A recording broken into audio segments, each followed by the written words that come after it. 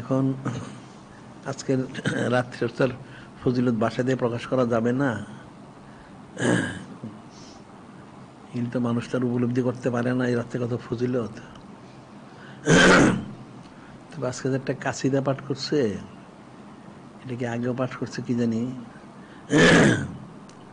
যে নূরে মুজাসসাম হাবিবুল্লাহ হুজুর পাক সাল্লাল্লাহু ওনার সাথে আর তহেরা, আসলে এটা এবার বলা ঠিক হবে না। এটা বলতে পারে আম্মাজি কুবরা আলাইহিস সালাম ওনার সাথে, কারণ এভাবে ওনাকে তো বলা ঠিক না, উনি তো সমস্ত সৃষ্টির মাতা সুবহানাল্লাহ।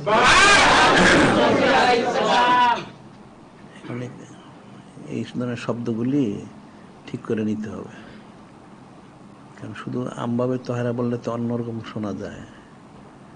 উনি তো সময়ের সম্মানিত মাতা,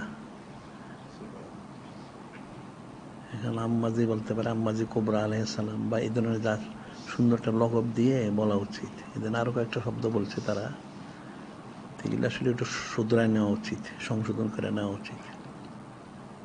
যারা হয়তো লেখছে, লেখার সময় লেখছে, কিন্তু এটা তোমাদের সম্মান তো অনেক বুলন্দ, এদিকে মানুষ বলতে পারবে। আল্লাহ বললেন রফানা লাকা যিকরাক, শান বুলন্দ থেকে বুলন্দতর করা হয়েছে।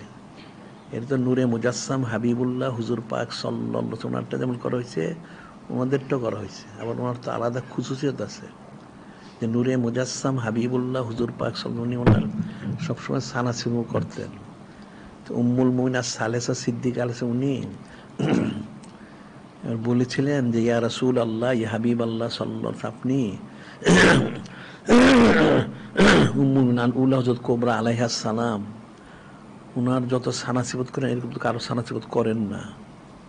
তখন নূরে মুজাসসাম হাবিবুল্লাহ হুজুর পাক সাল্লাল্লাহু আলাইহি ওয়াসাল্লাম বললেন ইন্নী কদ রুজিকতু হুব্বাহা, ইন্নী কদ রুজিকতু হুব্বাহা, অর্থাৎ যে আল্লাহ পাক যিনি খালিক, যিনি মালিক রব্বুল, উনি ওনার মহব্বতটা আমার রিজিক করে দিয়েছেন। সুবহানাল্লাহ।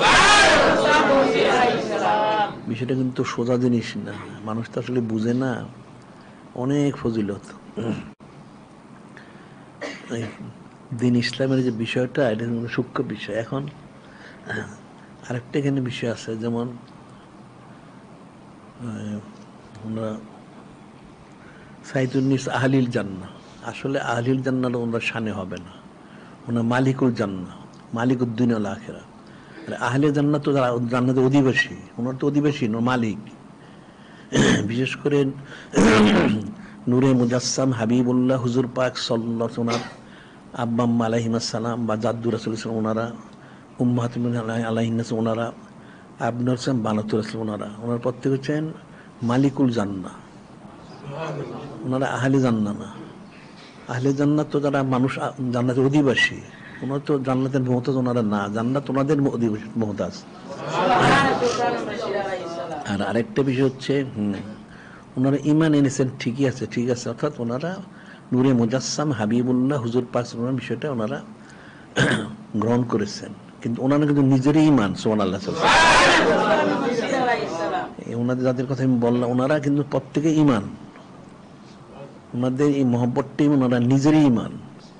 এখন ওনারা নূরে মুজাসসাম হাবিবুল্লাহ হুজুর পাক ওনার দিন ইসলাম ওনারা গ্রহণ করেছেন, বলেছেন ঠিকই আছে, কিন্তু হাকিকত ওনারা প্রত্যেকেই আবার আলাদাভাবে ওনারা নিজেরই ঈমান। সুবহানাল্লাহ। ওনাদের সম্মান অনেক বুলন্দ, এটা তার মানুষের কল্পনার বাইরে। এই বিষয়গুলো অনেক ফিকিরের বিষয়, কাজে আজকের রাত্র অনেক ফজিলতপূর্ণ রাত্রি, কিন্তু একটা না, চারটা বিষয় সংগঠিত।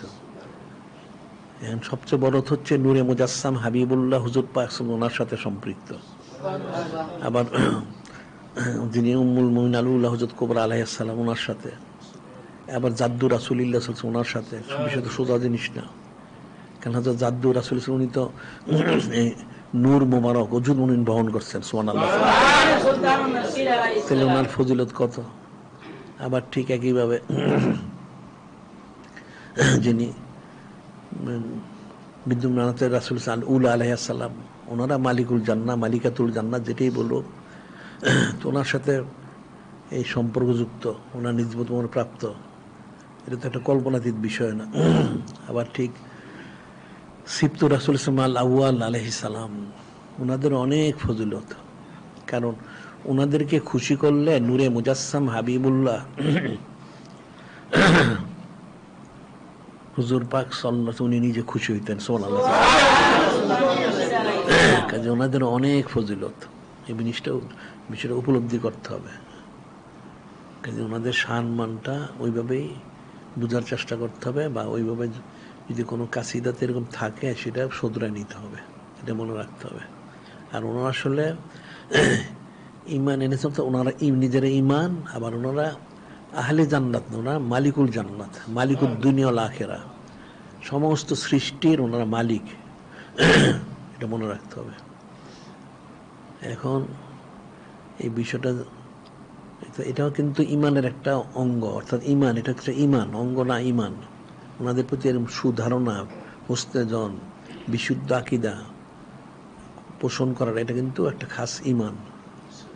এখানে ব্যতিক্রম হলে ইমানের নষ্ট হয়ে যায়। হাদিস শরীফটা আমরা বলে থাকি, জাবির ইবনে আব্দুল্লাহ আনসারী হাদিসটি বললেন, আমি শুনলাম নূরে মুজাসসাম বললেন, কি বললেন, মান আবগাদান আহলাল বাইত, যে হযরত আহলু বাইত শরীফের মধ্যে বিদ্বেষ পোষণ করে, হাসার আল্লাহ ইমান ক্ষেত্রে ইয়াহুদিয়ান হাসার আল্লাহ, তার হাসর হবে কি হিসেবে, যদিও সে ইহুদি হিসেবে হাসর হবে, নাউজুবিল্লাহ। ইহুদি কিন্তু গজবপ্রাপ্ত কাউম, ইহুদি হচ্ছে গজবপ্রাপ্ত কাউম, সে গজবপ্রাপ্ত বান্দা হিসেবে তার হাসর হবে, নাউজুবিল্লাহ। তো সাহাবী জানতে চেলেন, ইয়া রাসূলুল্লাহ, হাবিব বলছে, ওয়াইন সামা ও সাল্লাহ, যদি মানুষ, ওই ব্যক্তি রোজা রাখে, নামাজ পড়ে, ইত্যাদি ইত্যাদি, তখন নূরে মুজাসসাম হাবিবুল্লাহ হুজুর পাক সাল্লাল্লাহু আরো একটু লম্বা করে বললেন, ওয়াইন সামা সাল্লাহ ওয়া জামান্ন মুসলিম, জামান্ন মুসলিম, সে নামাজ পড়ুক, রোজা করুক, হজ করুক, যাকাত করুক, দেখ অথবা যাই করুক, সে নিজেকে সে মুসলমান দাবি করুক, তারপরেও সে যেহেতু এই বিদ্বেষ পোষণ করে, মহব্বত করে না, সেই জন্য তার হাসর হবে ইহুদি হিসেবে, নাউজুবিল্লাহ। এই বিষয়টা কিন্তু অনেক কঠিন বিষয়। আর ওনাদের মহব্বতটাই হচ্ছে ইমান, ওনার প্রতি বিশুদ্ধ আকীদা, হোসনে জন পোষণ করে, এটা ফরজে আইন, কেউ ইমানদার হইতে পারবে না, এটা মনে রাখতে হবে। আর এই জন্য আমাদের তো অনেক রেসালসিপ বের হয়েছে, এগুলি সংগ্রহ পড়তে হবে। আবার আগামীকাল কিন্তু আমাদের এই দৈনিক আল ইসলামের বিষয়গুলি যাবে, আবার বিশেষ রেসালসিপ বের হয়, এটা সবাই মনে রাখতে, সংগ্রহ করতে পারবো, পড়তে হবে। এখন এখানে একটা ফিকিরের বিষয়, সেটা হলো হযরত উম্মুল মুমিনিন আদুল্লাহ হযরত কোবরা আলাইহিস সালাম, উনি যদি ওনার আলোচনা যদি নূরে মুজাসসাম হাবিবুল্লাহ হুজুর পাক সাল্লাল্লাহু আলাইহি ওনার রিজিক মোবারক অন্তর্ভুক্ত হন, তাহলে আমাদের কি করতে হবে? হ্যাঁ, আমাদের করতে হবে না? আমাদের তো আরো বেশি রিজিক করতে হবে, সুবহানাল্লাহ। ওনাদের সানাসিবত, ওনাদের বুজুর্গি সম্মান, ওনাদের বুলন্দি শান আমাদের অনেক বেশি আলোচনা করা উচিত। যেহেতু নূরে মুজাসসাম হাবিবুল্লাহ হুজুর পাক সাল্লাল্লাহু আলাইহি উনি করেছেন এবং বলেছেন ওনার জন্য রিজিক, তাহলে তো আমাদের তার বাসার বলার কিছু নাই। এরপরে যে কি আছে সেটা আল্লাহ পাক ওনার হাবিব মাহবুব নূরে মুজাসসাম হাবিবুল্লাহ হুজুর পাক সাল্লাল্লাহু ওনার ভালো জানেন। যেমন একটা সাধারণ বিষয়, মানুষ খতমে ইউনুস পড়ে, খতমে ইউনুস পড়ে কতবার? ১.৫ লক্ষ বার, ১.৫ লক্ষ বার। কিন্তু হযরত ইউনুস আলাইহিস সালাম কতবার পড়েছিলেন? একবার। উনি একবার পড়েছিলেন, এখন উম্মতকে পড়তে হয় ১.৫ লক্ষ বার। তাহলে উম্মুল নাউল হযরত কোবরা আলাইহিস সালাম উনি যদি নূরে মুজাসসাম হাবিবুল্লাহ হুজুর পাক ওনার আলোচনা রিজিক হয়ে থাকে, তাহলে আমাদের কি হইতে হবে? এটা তো ভাষা জানা নাই। এটা কিন্তু কল্পনাতীত বিষয়, অনেক সূক্ষ্ম বিষয়। মানুষ যে মহব্বত চায়, মারিফত চায়, নিজবত চায়, কুরবত চায়, ওনাদের মহব্বতটাই মূল, ওনাদের নিজবতটা মূল, ওনাদের হোসনা জন বিশুদ্ধাকিতের মূল। এখন অনেক কিছু মানুষ এই কবরের আযাব, হাসন, নশন, মিজান, পুলসা, হ্যাঁ সব ঠিক আছে, কোনো অসুবিধা নাই, কিন্তু ওনাদের মহব্বত থাকলে এগুলি চোখের পলকে একদম গায়েব হয়ে যাবো। সুবহানাল্লাহ। যে পুলসেরাত দিয়ে চোখের পলকে পার করানো হবে, এটা ওনাদের মহব্বতের কারণে। সে তো পুলসেরাত চোখেও দেখবে না। এখন কবরে দেবে, কবর কিসের হিসাব নিকাশ, কিসের সোয়াল জব, প্রশ্নই তো হয় না। হাসন নশরের কোনো পেরেশানির কোনো প্রশ্নই হয় না। ওনাদের মহব্বত যদি থাকে, তাহলে সর্বকাল সর্ব অবস্থায় সে ইতমিনান। সুবহানাল্লাহ।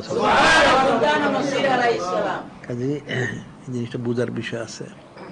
আমাদের শান মান বুলন্দি শান আমাদের অনেক কিতাবাদি আছে, আসলে বেরোচ্ছে, এগুলো সঙ্গে পড়তে হবে। আর বিশেষ